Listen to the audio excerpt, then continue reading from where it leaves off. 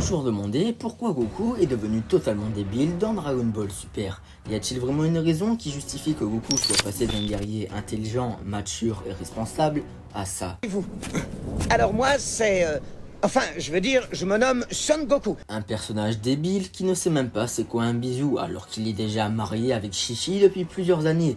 Et encore pire, qui ne comprend pas pourquoi Vegeta fait de la méditation alors que dans Dragon Ball Z, il faisait régulièrement des méditations de réflexion, ce qui lui a permis par exemple de découvrir le Super Saiyan Full Power en combinant la puissance et la vitesse sans s'épuiser.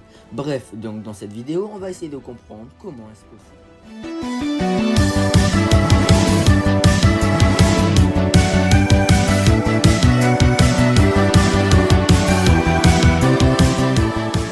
Avant, dans Dragon Ball Z, nous avions le droit à des scènes sanglantes qui faisaient frissonner du sang, des explosions, des transpercements, des charcutages, enfin vous l'aurez compris, que des scènes super réalistes qui nous faisaient même ressentir les impacts des combats sur nous. Et on a tout perdu dans Dragon Ball Super. Les seuls dégâts perceptibles à l'œil nu sont des égratignures sur les personnages.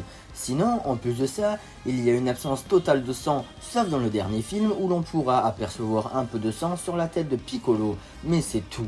En plus, les combats ne sont plus aussi intenses que dans Dragon Ball Z. Dans Dragon Ball Z, il y avait énormément de bruitages qui nous faisaient savourer les combats. Chaque mouvement, chaque coup était présenté par des bruitages, contrairement à Dragon Ball Super, où il y a seulement une musique de fond et quelques bruitages de coups.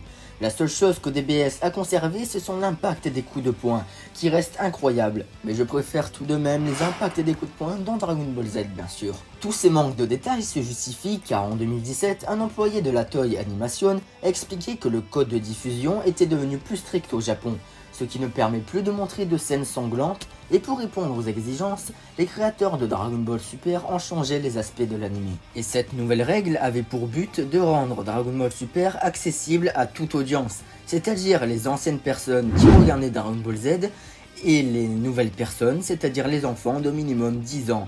Mais au lieu de laisser l'adaptation seulement à l'échelle visuelle, ils ont décidé de rendre Goku tout simplement immature de la même façon qu'un personnage dans des dessins animés. En fait, c'est pas difficile à comprendre, Dragon Ball Super c'est tout simplement devenu un dessin animé pour les enfants.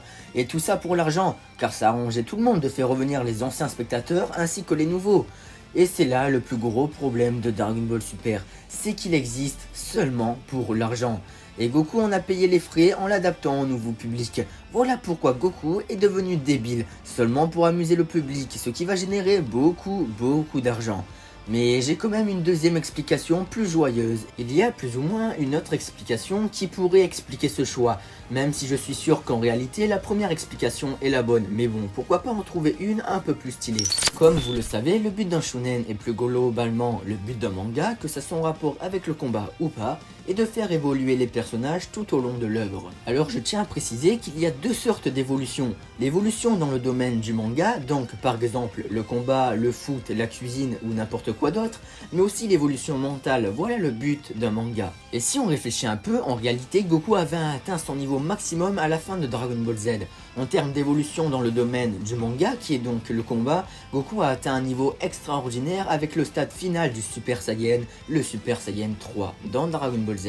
Donc Goku avait atteint son apogée, et c'est pour ça que Goku, après avoir fait tout son chemin depuis son enfance pour devenir puissant, après avoir atteint son niveau maximum, décidera de transmettre son savoir-faire à de nouvelles personnes, comme Oob, ce qui est également une preuve de l'évolution mentale du personnage.